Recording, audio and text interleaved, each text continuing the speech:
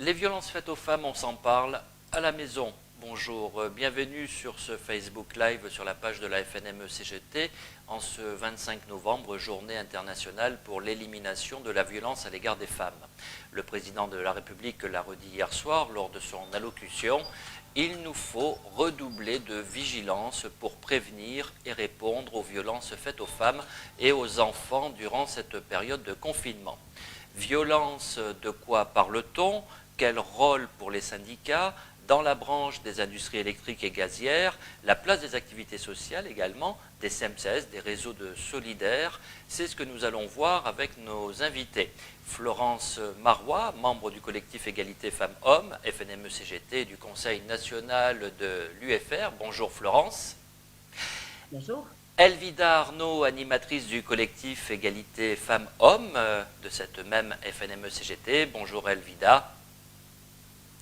Et puis Sophie Binet, dirigeante confédérale CGT en charge de l'égalité femmes-hommes et secrétaire générale CGT Cadre.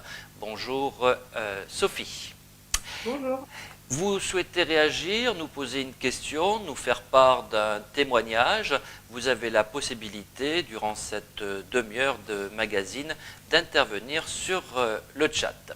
Alors, nous allons débuter avec Florence Marois. Tout d'abord, violence sexiste, violence sexuelle, violence au travail, agissement sexiste, harcèlement sexuel, outrage sexiste.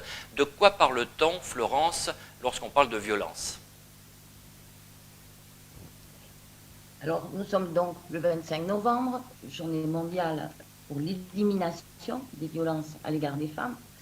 Et c'est bien notre sujet, c'est bien notre objectif. Au-delà de certains qui font de la com, de la pub, de l'esbrouf, notre objectif, nous, c'est bien leur éradication. Alors, de quoi parle-t-on, effectivement? Commençons par là.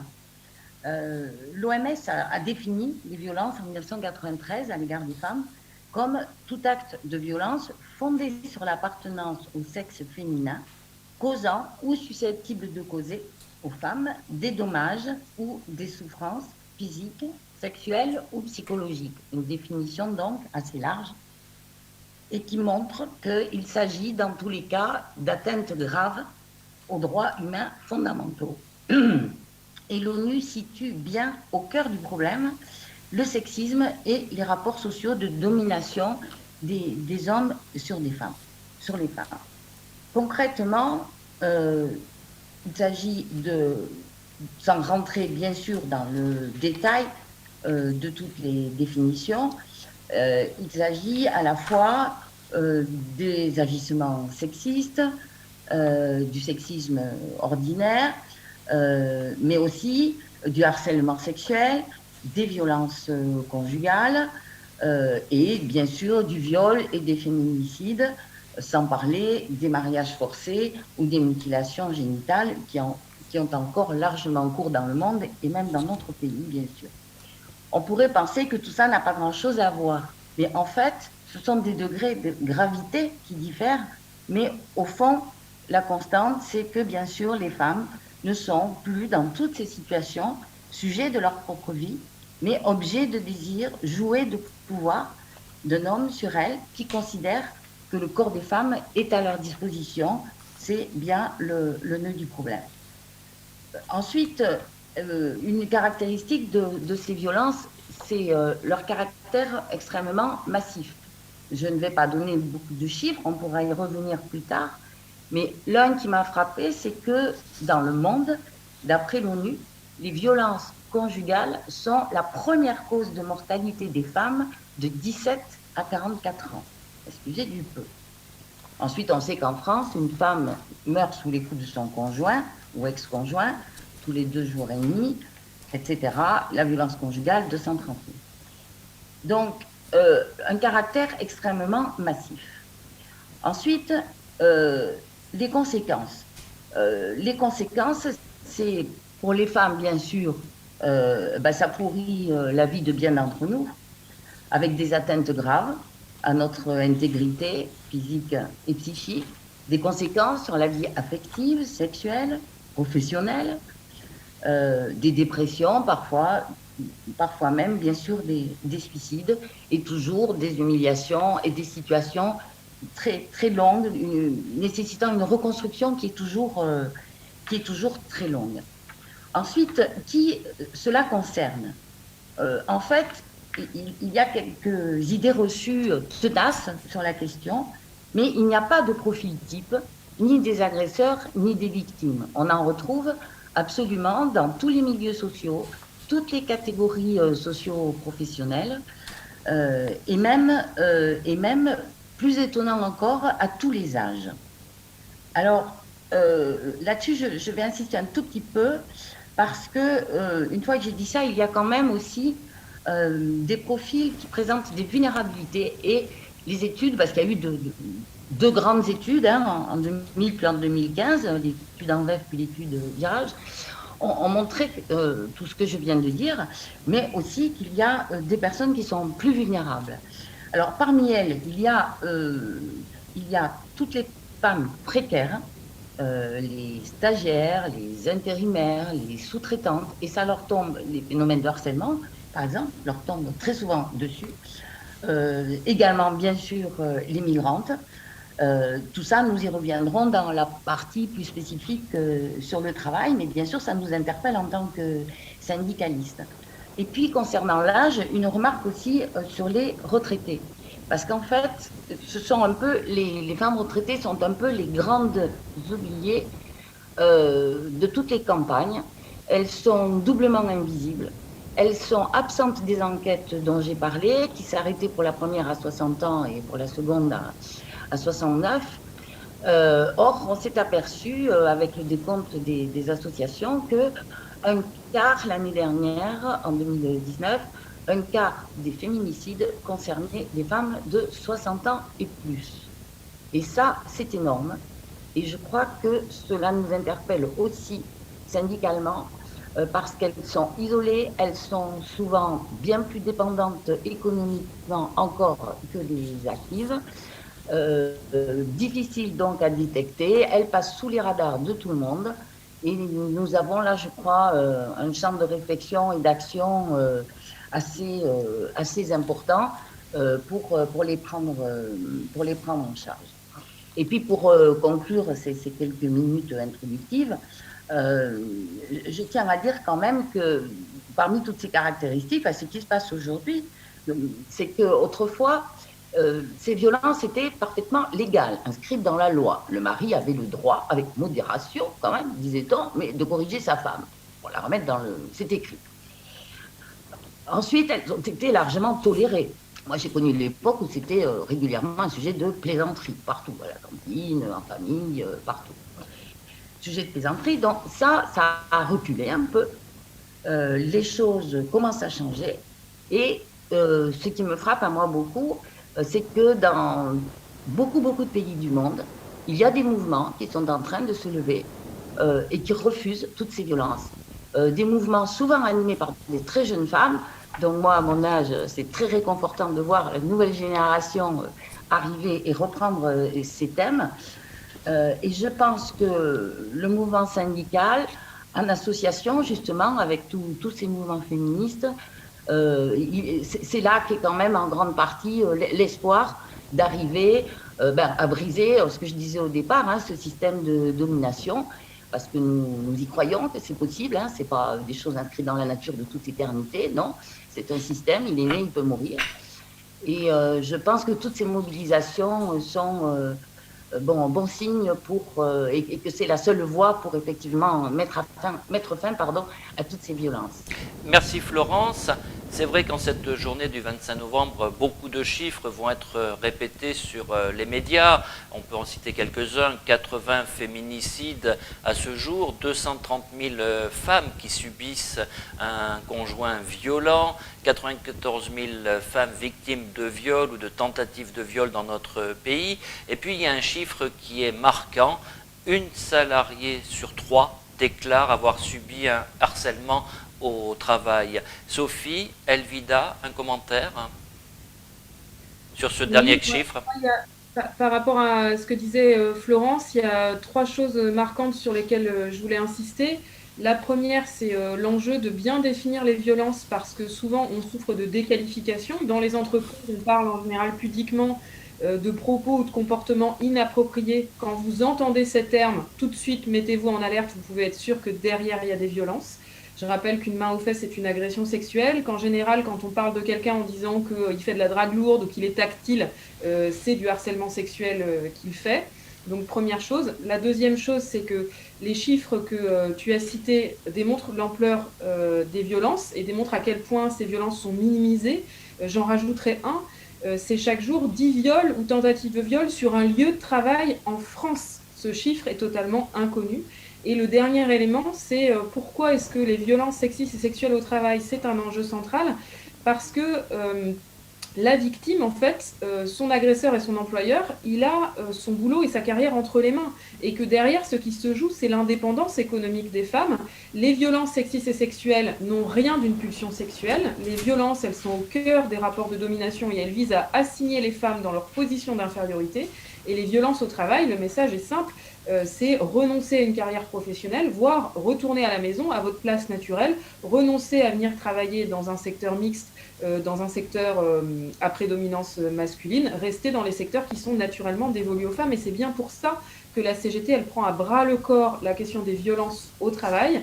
C'est parce que ça s'oppose frontalement à l'indépendance économique des femmes et donc à leur possibilité d'émancipation et par exemple de quitter un conjoint violent. Comment quitter un conjoint violent quand on n'a pas de boulot pour assurer son indépendance, ne serait-ce qu'alimentaire, et celle de ses enfants? Deux premières questions qui nous arrivent sur le chat. La première question s'adresse à Florence. Pourquoi cette absence des femmes retraitées des statistiques sur les violences?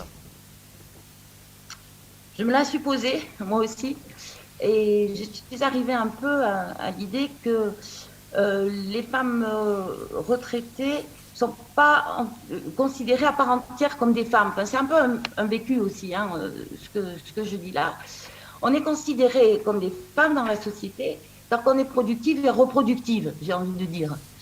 Donc, on va trouver des statistiques depuis quelques années, par exemple sur le montant des pensions des femmes, parce que là, on est dans la sphère économique, c'est donc aussi leur pouvoir d'achat, etc. Mais on ne trouve aucune statistique ni sur les violences, ni, j'avais remarqué, sur le partage des tâches domestiques. Comme si ce qui se passe à l'intérieur des couples de retraités, à partir du moment où on est à la retraite, ça ne compte plus. Et c'est l'INSEE hein, qui fait ces études fort intéressantes qu'on suit depuis des années sur le partage des tâches domestiques. Et là, c'est pareil, ça s'arrête très tôt. Donc, on n'a aucune visibilité. Un peu comme si, j'ai vu quelqu'un qui disait le couple de retraités n'est pas vu comme un couple, mais comme une famille. Alors, l'expression est peut-être pas très heureuse, mais je crois qu'elle veut bien dire que les rapports qu'il peut y avoir entre un homme et une femme plus jeune, on ne considère plus qu'ils sont du même ordre. C'est assez curieux, effectivement, mais je pense que c'est aussi parce que ça n'intéresse pas grand monde au plan économique, etc. Il n'y a pas les mêmes enjeux que pour les actives. Et pour compléter cette question de Marie, est-ce une forme supplémentaire de machisme? Pas supplémentaire, c'est une forme complète. Enfin, pour moi, je ne sais pas ce qu'en pensent les autres. Elvida, Sophie? Oui, d'accord avec Florence, effectivement, c'est une forme supplémentaire, peut-être de machisme, hein, en fait. Voilà. Sophie, un mot à ajouter? Bah, oui, moi je pense que les violences, en fait, elles sont au cœur des rapports de domination. Florence a très bien expliqué qu'il n'y a pas de profil type de l'agresseur. Si c'était seulement le fait de pervers narcissiques ou je ne sais quoi, ça serait simple. Le problème, c'est que les violences sont au cœur des rapports de domination, qu'elles ne sont pas le fruit de pulsions sexuelles et qu'elles visent à remettre les femmes dans la sphère qui leur est soi-disant naturelle. Pourquoi est-ce qu'il y a eu des violences sexistes et sexuelles de masse, place Tahrir au Caire pendant la révolution égyptienne? Parce que la présence des femmes dans le processus révolutionnaire dérangeait et qu'il fallait les ramener à la maison. Et c'est d'ailleurs ça qui a expliqué derrière le virage conservateur de la révolution égyptienne. C'est parce que les femmes ont été exclues de ce processus révolutionnaire par les violences. Donc les violences, elles ne sont absolument pas anodines, elles sont le fondement des rapports de domination. Pourquoi est-ce qu'il y a un quart de salaire en moins entre les femmes et les hommes? Eh bien aussi à cause des violences sexistes et sexuelles que les femmes subissent au travail et qui nous empêchent d'avoir un vrai déroulement de carrière. Merci. Les violences faites aux femmes, on s'en parle à la maison. C'est en direct sur la page Facebook de la FNME CGT. Je vous propose à présent une vidéo réalisée par la Confédération CGT, Stop Sexisme et Violence, une vidéo réalisée en 2017. A tout de suite.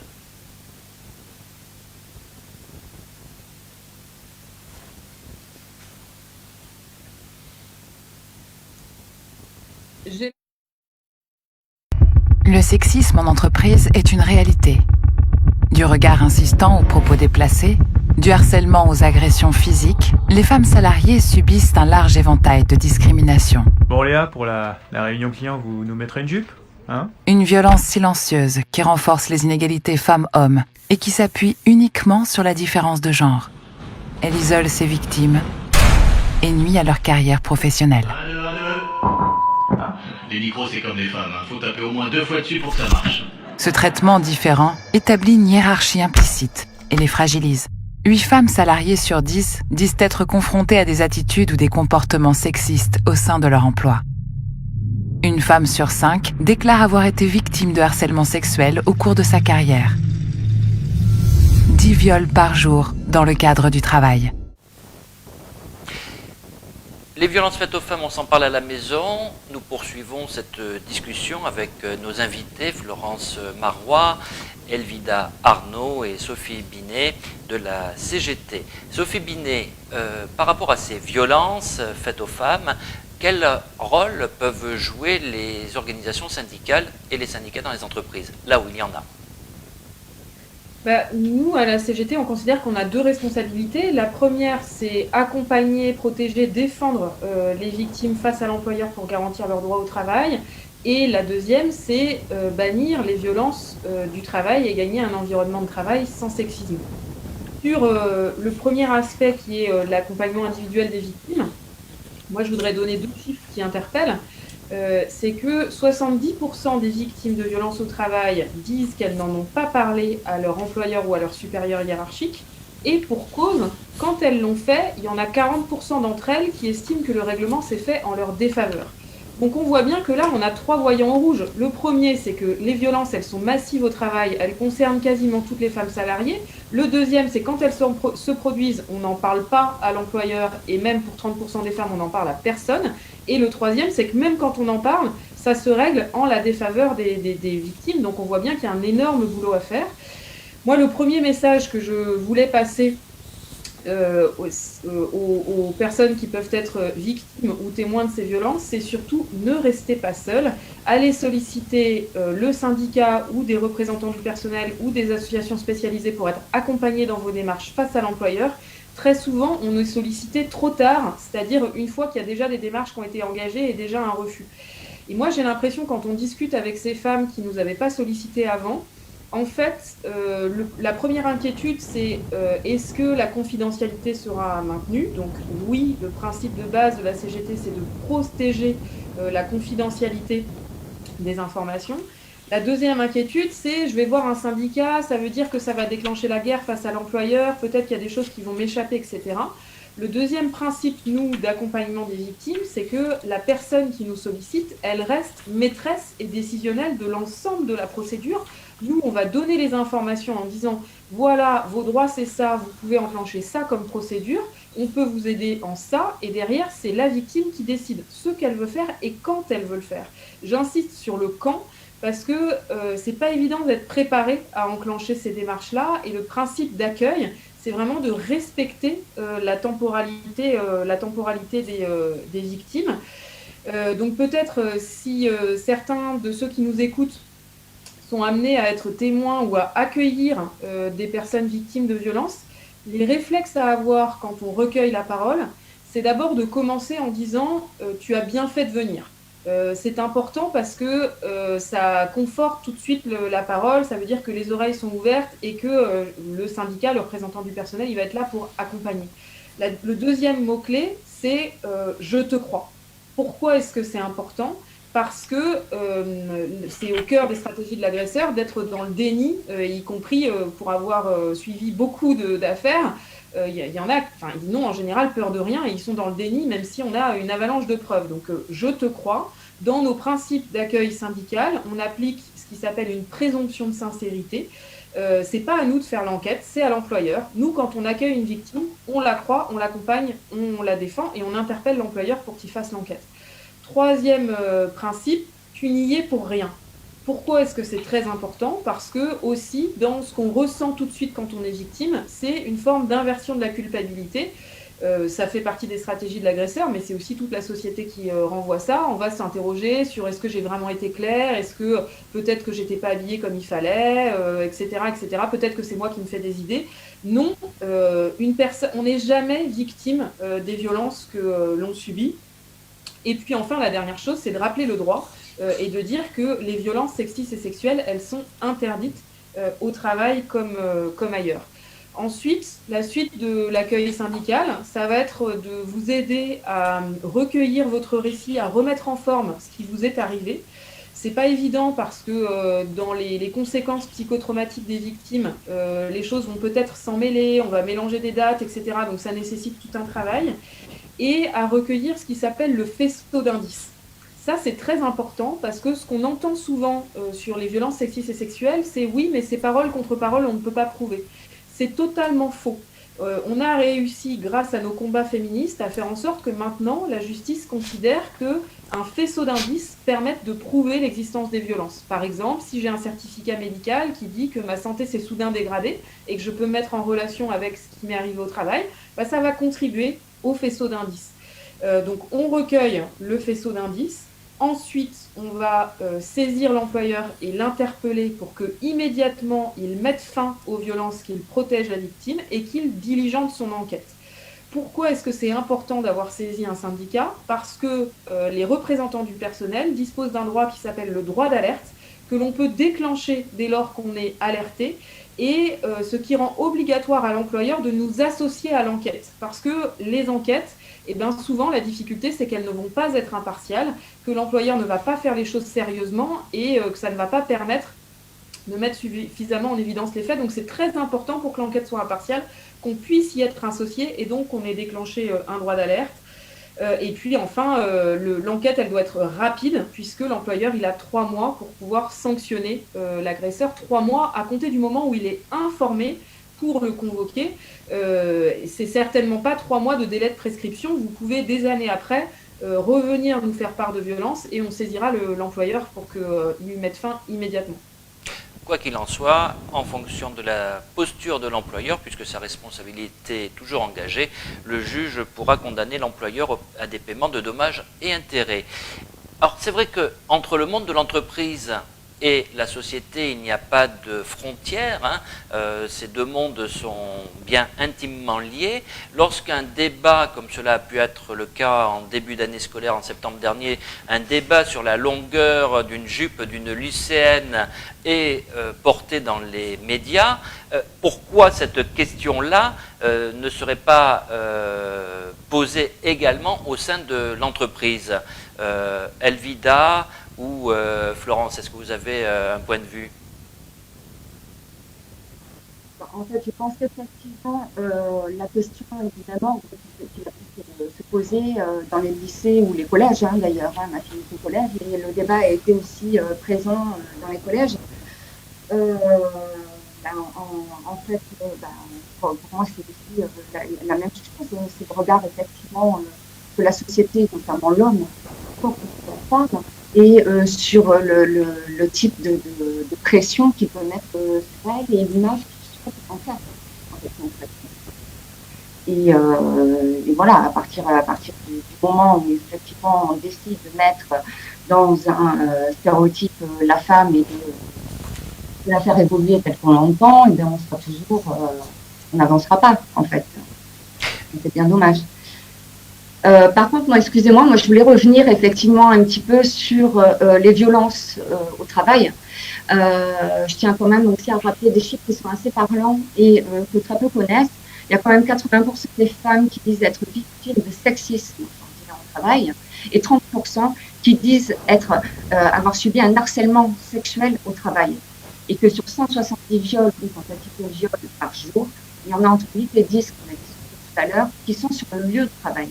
Donc effectivement, c'est pour ça que déjà, nous, en tant que militants et représentants syndicaux, on se doit considérer la question et de dire, voilà, le monde du travail, il fait partie entière de la société et donc ça existe dans nos entreprises.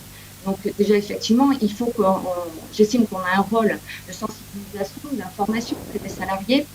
Il faut aussi, effectivement, comme l'a expliqué tout à l'heure Sophie, parler de prise en charge des victimes, de l'écoute, de l'aider, de l'orienter, etc.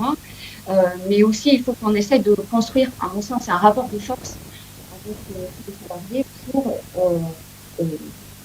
essayer d'avoir de nouvelles revendications et de nouveaux droits pour les femmes qui sont victimes de violences. Ça peut être aussi des violences au domicile, l'impact qu'il va avoir sur le monde du travail, diverses, hein, les absences et tout. Donc, effectivement, donc on a déjà eu des groupes de parole au niveau d'EDF où on a commencé à explorer de nouveaux droits qui sont des congés spécifiques, un accompagnement qui soit juridique, financier, hospitalier, etc. Et ça, il faut effectivement, nous, notre rôle au niveau de la fédération, au moins l'énergie, c'est de l'élargir, de prendre les exemples de ce qui se passe dans telle ou telle entreprise pour qu'ils soient portés par tous nos militants dans toutes les entreprises. Alors, justement, il y a Sophie qui voulait compléter, Sophie Binet, et ensuite Florence. Je partage tout à fait ce que dit Elvida et qui est très important. Il faut bien sûr protéger les victimes de violences, mais il faut surtout les éradiquer sur les lieux de travail. La bonne nouvelle, c'est que nous avons gagné l'année dernière l'adoption de la première loi mondiale contre les violences sexuelles. Ça s'appelle une convention de l'Organisation internationale du travail, c'est la 190e. C'est la CGT d'ailleurs qui représentait les travailleuses et travailleurs français dans la négociation à Genève. Et cette convention, en fait, elle permet la mise en place de beaucoup de droits nouveaux. Le problème, c'est que pour se mettre en place dans les pays, il faut qu'elle soit ratifiée. C'est ce qu'ont fait immédiatement un certain nombre de pays, et notamment l'Uruguay, les îles Fidji, l'Argentine. La France s'y était engagée, mais depuis, silence radio, le gouvernement ne nous dit plus quand est-ce qu'il souhaite ratifier cette convention. Pour nous, l'enjeu en ratifiant la convention, c'est bien de faire changer le droit français, parce que contrairement à ce qu'on entend souvent, non, l'arsenal législatif n'est pas complet. D'ailleurs, ce mot arsenal, il n'est pas du tout anodin, c'est pour faire comme si la loi faisait peur. Bon, on voit bien avec les chiffres que la loi, elle ne fait pas peur à grand monde, et notamment pas aux employeurs, puisqu'il y a plus de 80% des entreprises qui n'ont pas de plan de prévention, alors que c'est obligatoire. Donc nous, la première chose qu'on souhaite voir se mettre en place, c'est des sanctions pour toutes les entreprises qui n'ont pas de plan de prévention et une obligation de négocier avec les syndicats sur ce sujet-là, parce qu'aujourd'hui, les employeurs, en général, ne veulent pas négocier sur la question des violences sexistes et sexuelles. La deuxième chose qu'il faut gagner, c'est une obligation de formation de tous les professionnels, notamment les managers, les RH, évidemment les professionnels, les policiers, policières, les assistantes sociaux, les inspecteurs, inspectrices du travail, ils ne sont toujours pas vraiment formés sur ces questions-là, c'est incroyable. Donc formation de tous les professionnels concernés et sensibilisation de tous les salariés.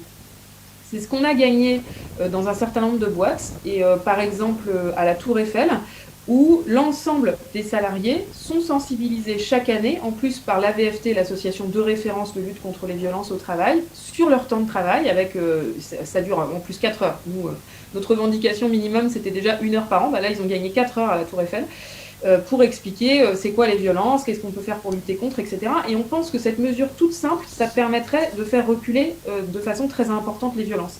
La troisième chose qu'il faut gagner sur les lieux de travail, c'est des mesures de protection des victimes, et notamment, Elvida le disait, la protection des femmes victimes de violences conjugales.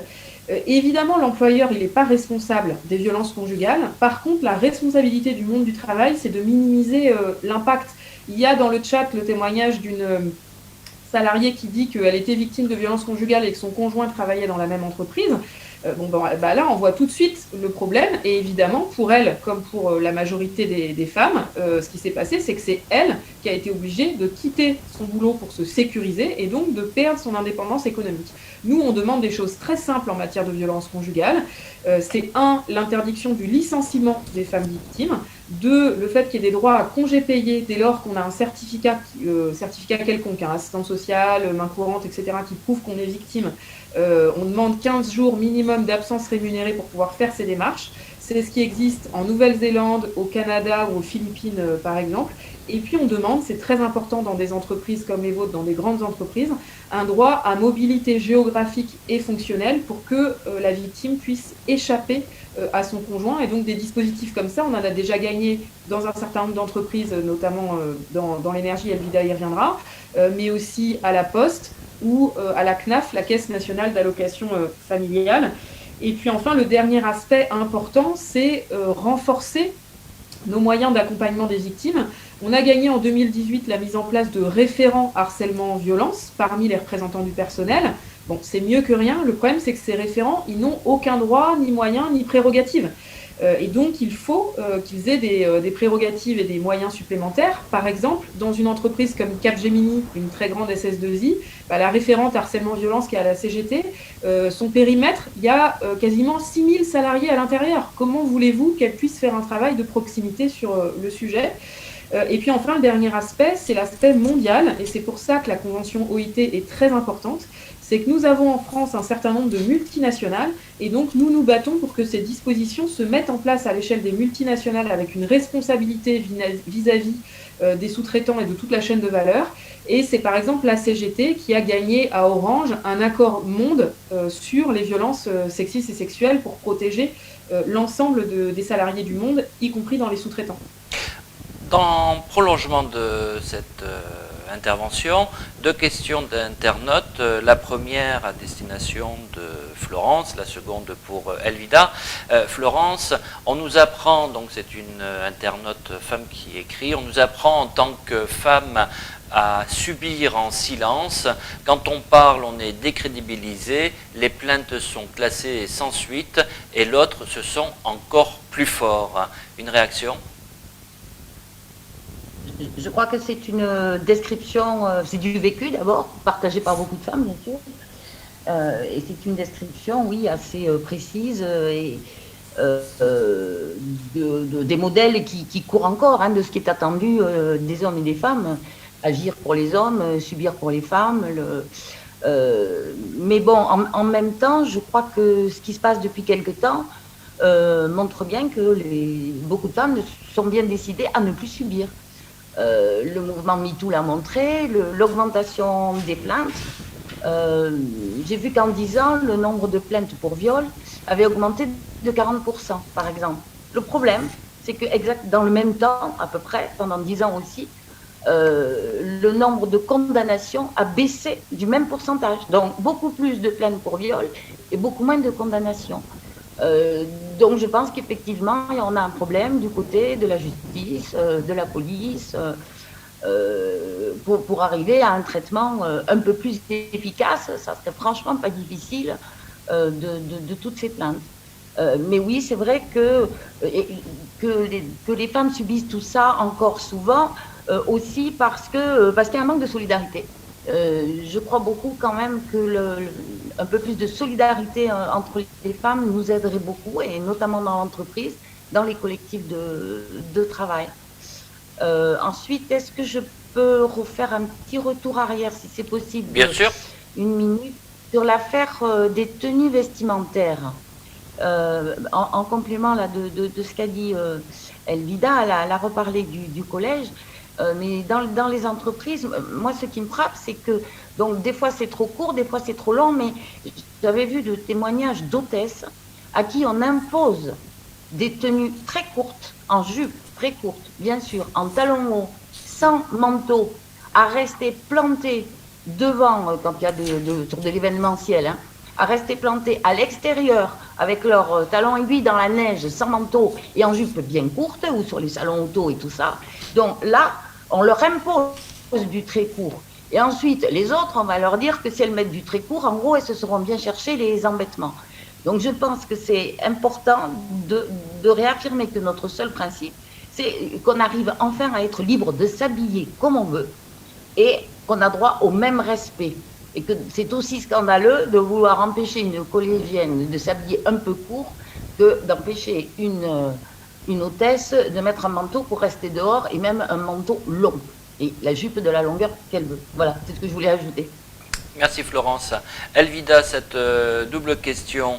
Nos militantes sont-ils ou sont-elles suffisamment informées et formées sur les questions de violence faites à l'égard des femmes? Qu'est-ce que la CGT ou la FNME-CGT peut proposer? Et en complément, une autre question qui nous est arrivée sur le chat de ce live Facebook, les référents harcèlement s'occupent-ils aussi de ceux qui ont été victimes dans la sphère privée? Deux questions.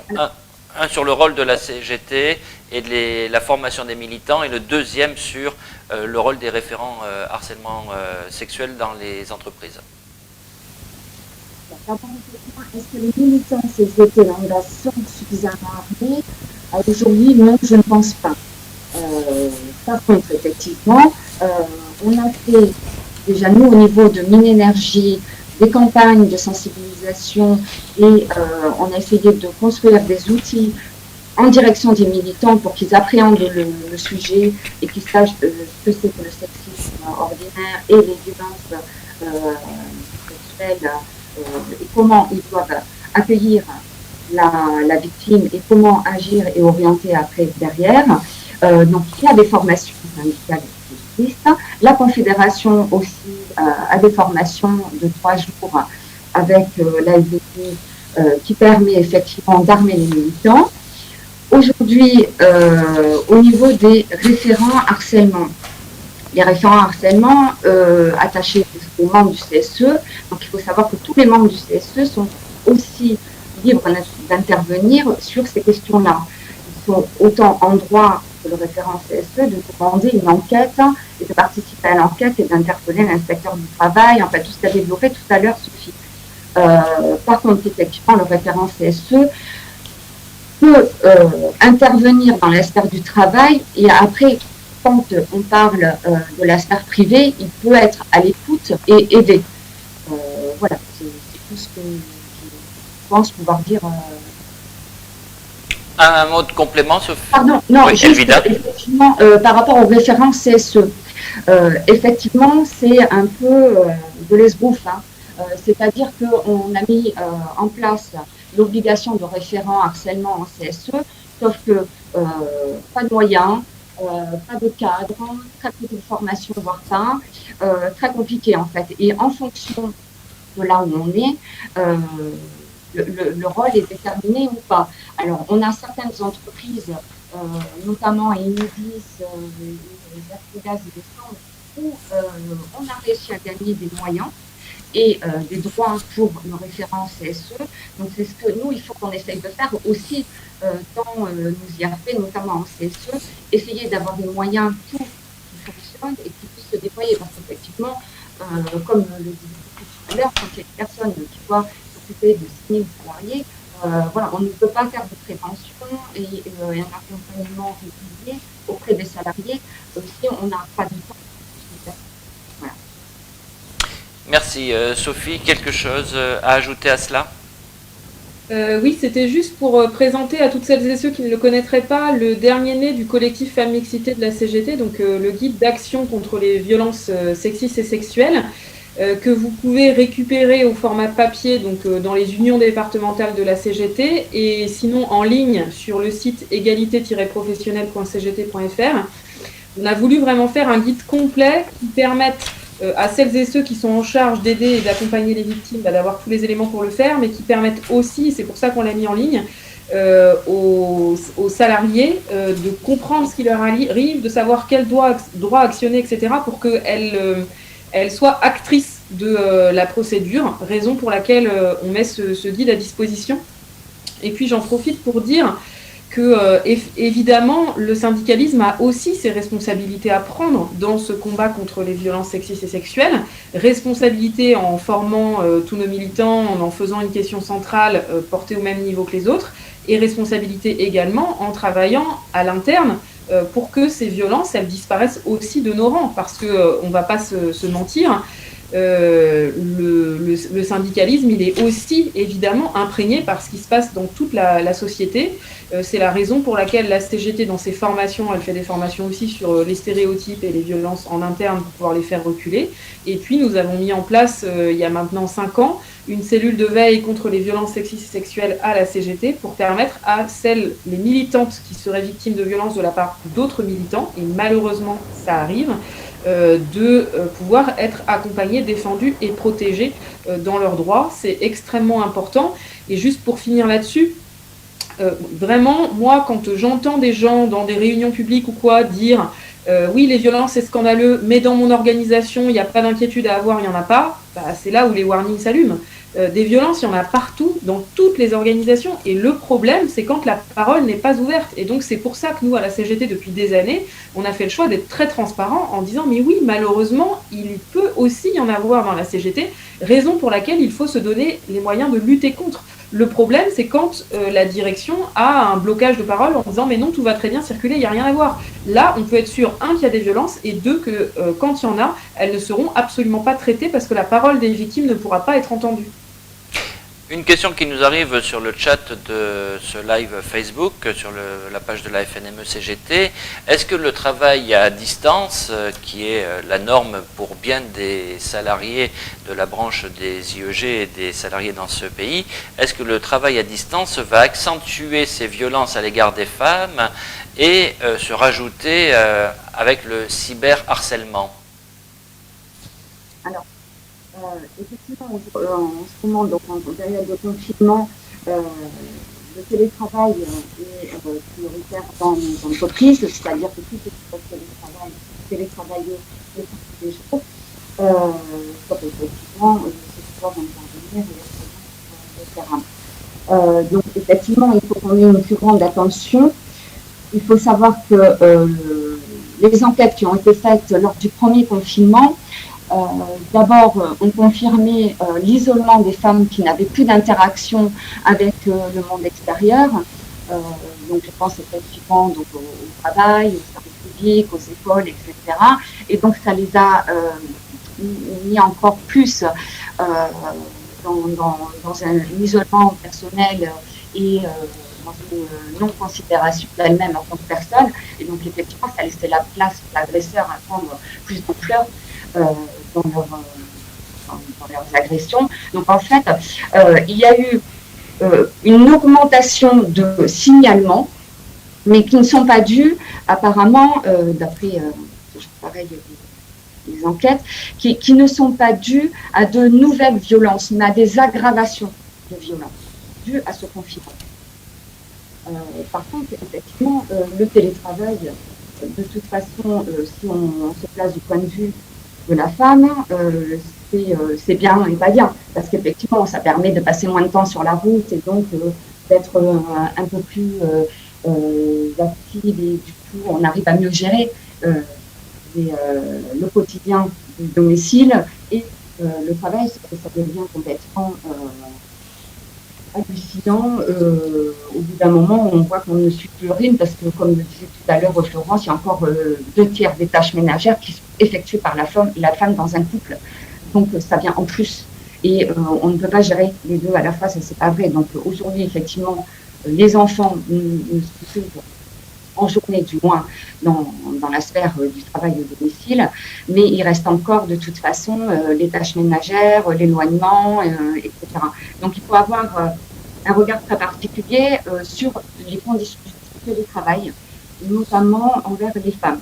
Nous, actuellement, au niveau des entreprises, nous allons rentrer dans une négociation des accords télétravail dans les différentes entreprises Donc, il faut bien faire attention à prendre en considération toutes les choses, que ce soit l'ergonomie du poste de travail, l'équipement, l'outil, mais aussi les conditions des personnes dans le travail. Merci Elvida. Il nous reste une dizaine de minutes avant la fin de ce live en direct sur la page Facebook consacrée aux violences faites aux femmes en cette journée commémorative. Dans la branche des industries électriques et gazières existent les activités sociales de l'énergie. Florence Marois, quels peuvent être le rôle joué par les CMCAS au plus près des bénéficiaires salariés actifs ou retraités de la branche des IEG? Alors, nous avons fait une expérience à la CMCAS de Toulouse en créant un groupe de travail en 2010 qui s'appelait Violence conjugale, qui a évolué ensuite vers un groupe de travail égalité pour aborder un peu tous les sujets. Et nous avons commencé à travailler avec une association toulousaine d'hébergement, d'accueil des victimes de violences conjugales qui s'appelle la PIAF et qui fait partie de ce réseau dont je crois j'ai parlé tout à l'heure, la Fédération nationale Solidarité Femmes.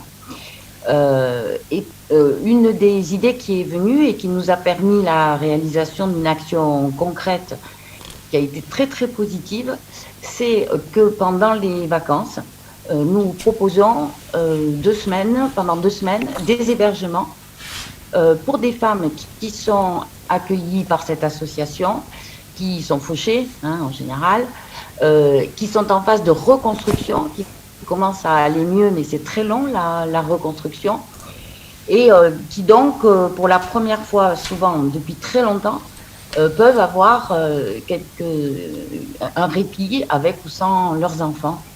Et depuis que nous faisons ça, ça fait déjà 5 ans au moins, à chaque fois le retour est positif et je dirais même touchant, très touchant tellement il est positif. Donc ça nous a donné l'idée de proposer que ce partenariat soit étendu au plan national, ce qui a été fait par le groupe de suivi égalité femmes-hommes de la CCAS, qui a donc fait une convention avec la FNSF. Donc c'est vrai que j'avais envie d'en dire 2 mots parce que j'espère que ça pourra donner des envies à d'autres CMCAS qui peuvent s'appuyer sur cette convention pour avoir des actions avec les associations qui sont près de chez elles et pourquoi pas le même type d'action d'hébergement de femmes qui en ont vraiment bien besoin pendant les vacances. Alors, c'est des femmes en phase de reconstruction, je précise bien, et c'est important parce que l'accueil de femmes qui viennent, par exemple, juste de partir de chez elles ou qui n'en sont pas encore là, ça relève vraiment d'un travail de professionnel. Et on a bien compris que nous, les militants et militantes pas formés, il ne fallait pas se tromper de rôle, je veux dire. Donc, quand il y a un problème, on les adresse à cette association. Et ensuite, effectivement, quand elles sont en phase de reconstruction, à ce moment-là, on peut les accueillir sur nos centres et ça se passe donc très bien et elles en sont extrêmement heureuses. Donc ça, c'est un exemple d'action concrète qu'on a pu faire.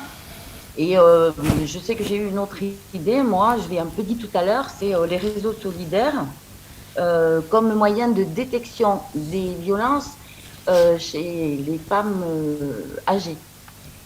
Parce que y a un tel isolement que souvent c'est un petit peu le seul moyen. Mais pour ça, il faut que les membres des réseaux soient solidement formés, évidemment. Et formés à la détection et ensuite à lancer une alerte et puis bon, on traiterait derrière.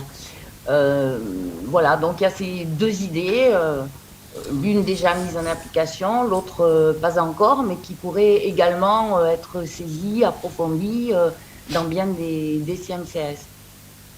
Merci, voilà. Merci Florence. Alors pour prolonger cette remarque, puisque là on s'adressait vraiment à des bénéficiaires des activités sociales de l'énergie, mais pour toutes celles comme certaines qui témoignent actuellement sur le live Facebook ou qui nous envoient des messages pendant cette émission, vers qui se tourner vers qui faire appel pour dénoncer une situation ou faire connaître une situation de harcèlement dans son entreprise ou dans la sphère familiale. Elvida, peut-être? Oui, pardon. D'accord. Effectivement, dans son entreprise, se rapprocher de représentants syndicaux en premier lieu. Après, dans la sphère privée, il y a toujours effectivement le 3919 qui est disponible. Voilà, toutes les associations qui peuvent répondre, la SVT, etc. Bon, après, nous, on a beaucoup de sites internet. Le site internet égalité professionnelle cgt.fr, vous trouvez toutes les informations sur quels sont vos droits, comment vous retournez, à qui vous adressez. En ce qui concerne le personnel des IEG, surtout, n'hésitez pas à prendre contact avec nous, soit les membres du collectif fédéral national ou, je vous dis, les représentants syndicaux locaux. Il y a également cette question qui nous est arrivée, je vous la lis telle quelle. Nous devons faire évoluer les mentalités, et notamment parmi les militants syndicaux. Non seulement les faits sont minimisés, mais le fait de se déclarer victime conduit souvent à se retrouver en situation d'isolement. L'isolement, c'est une double peine, une double sanction, Sophie Binet?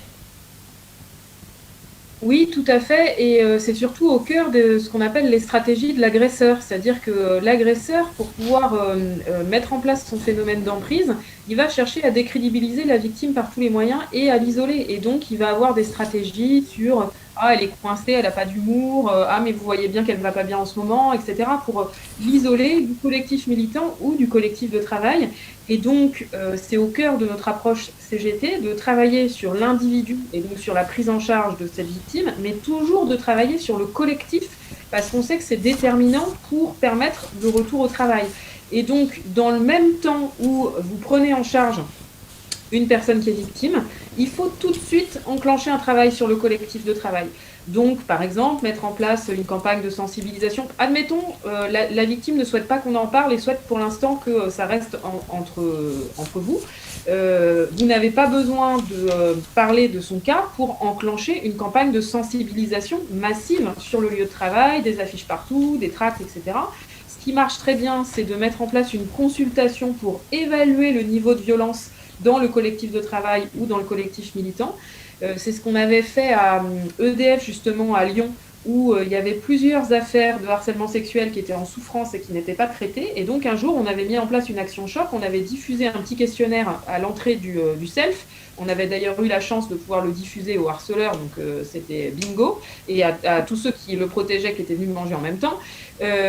Et donc, en l'espace de 2 heures de déjeuner, on avait recueilli 300 réponses, et sur les 300 réponses, les faits étaient édifiants, et ça montre qu'il n'y avait pas seulement 1 ou 2 cas de violence, que c'était des violences systémiques, et que la direction était totalement à côté de ses responsabilités, puisque aucune mesure de prévention collective, ni aucune mesure de protection des victimes, et à partir de qu'on a posé, ça a permis de reposer et de réavoir du rapport de force pour intervenir sur les cas précis.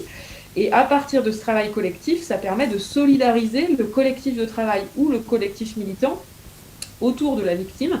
Donc quand il y a un cas de violence dans un collectif, il faut toujours se dire qu'en général, ce cas n'est pas isolé au vu de l'ampleur des violences, et se dire qu'il faut de toutes les manières mener une campagne, une politique de sensibilisation, voire de formation de tout le collectif, pour que le collectif soit formé à bien répondre au sujet, comprenne ce que vit la victime et cesse de minimiser les violences et se solidarise de la victime. C'est très très important.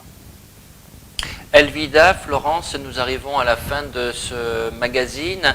Un mot de conclusion, Elvida, peut-être? Une conclusion, alors d'abord, apparemment, il y a beaucoup de témoignages qui se font effectivement donc simplement pour dire aux personnes qu'effectivement on est disponible de prendre contact avec vous après ce moment passé ensemble, d'abord pour vous et voir exactement quelle aide on peut vous apporter. Maintenant, voilà, c'est une première et je suis très satisfaite. Donc, merci à tout le monde d'avoir concouru à cet événement. Merci à Sophie et à Florence d'avoir participé et Stéphane d'avoir animé tout ça. Et merci aux techniciens derrière qui ont pu faire en sorte que ça. Et donc voilà, donc sachez que en tout cas nous sommes là, nous sommes à votre écoute. Et voilà, si vous avez besoin d'aide, nous répondrons présents. Merci à toutes les trois. Peut-être Florence, un dernier mot? Et ça sera le dernier. Dernier mot, je pense que côté travail, Sophie a bien insisté. Je crois que tout le monde ne le sait pas, que l'employeur a une obligation absolue de protection, de sanction même. Parce que ça pourrait rassurer quand même, je crois, pas mal de femmes. Donc elle a bien expliqué tout ça. Et ensuite, de manière plus générale dans la société, la CGT, elle défend les salariés, leurs intérêts, mais elle a aussi un projet de société au-delà. C'est ce que s'appelait la double besogne au départ. Et dans cette double besogne, je crois que de nos jours, c'est clair qu'une société dans laquelle les hommes et les femmes seraient réellement à égalité, c'est indissociable de tout projet progressiste et que c'est bien le nôtre aussi. Voilà, en tout cas, c'est le vœu que je formule pour la suite. Merci. Il n'y a que comme ça qu'on fera reculer les violences, évidemment. Merci à toutes les trois. Dans le cadre du droit syndical et du code du travail, l'information syndicale est un droit. Donc je vous invite à prolonger cette discussion avec 1 heure d'information syndicale, stop aux violences sexistes et sexuelles, puisque la CGT vous invite à 15h40, dans une quarantaine de minutes, à tout savoir sur vos droits autour des violences sexistes et sexuelles. Je rappelle également l'existence de cette plaquette qui vient juste d'être republiée au niveau de la Confédération, et nous mettrons le lien vers cette vidéo qui pourra être vue sur la page Facebook de la FNME. Je vous souhaite une bonne journée, et pour celles et ceux qui pourront ce soir se rendre sur les manifestations avec les associations et partis politiques, eh bien, bonne manifestation à tous. Au revoir.